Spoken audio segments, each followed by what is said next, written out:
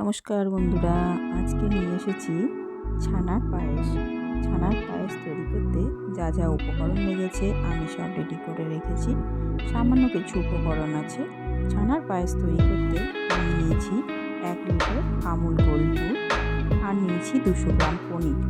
আপনারা এখানে ছানা ইউজ করতে পারবেন। এখানে নিয়েছি মিশ্রি, মিল্ক মেড আর নিয়েছি কিছু আমন্ড বাদাম, কিশমিশ, কাজু বাদাম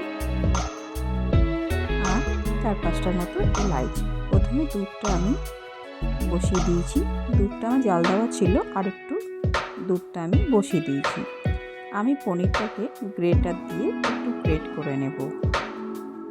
আপনারা চাইলে এখানে ছানাটা ইউজ করতে পারেন। এখানে জল ঝরানো পনিরটা আমি গ্রেট করে নিয়েছি, দেখতে পাচ্ছেন। দুধটা আমার ফুটে গেছে। দুধটাকে ভালো করে ফুটিয়ে নিতে হবে। আমি হাতা দিয়ে একটু নেড়ে চেড়ে দিচ্ছি। এরপর পনিরটা এর মধ্যে অ্যাড করে দেব।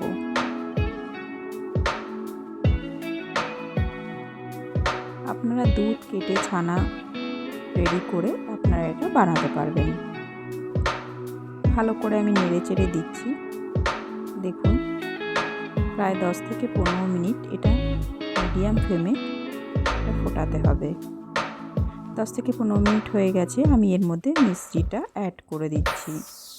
মিশ্রিটা দেওয়ার পর ভালো করে খুন্তি দিয়ে নেড়ে চেড়ে দিতে হবে। এরপর কাজু বাদাম অ্যাড করছি। এরপরে আমন্ড কুচিয়ে রেখেছিলাম, ওটাও অ্যাড করে দিচ্ছি। এরপর দেব আমি মিল্ক মেড। মিল্ক মেডটা দিলে এই টেস্টটা একটু আলাদা হবে। আপনারা চাইলে গুঁড়ো দুধও ইউজ করতে পারেন, অসুবিধা নেই।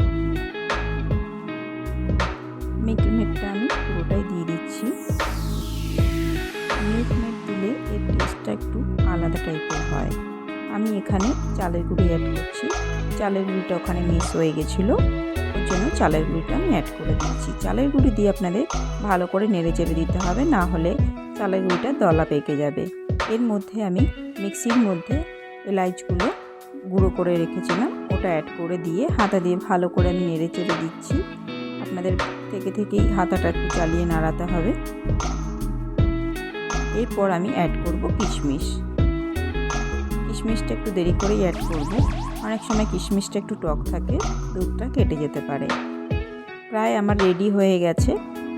ছানার পায়েসটাকে আমি নামিয়ে নিয়েছি। রেডি আমার ছানার পায়েস।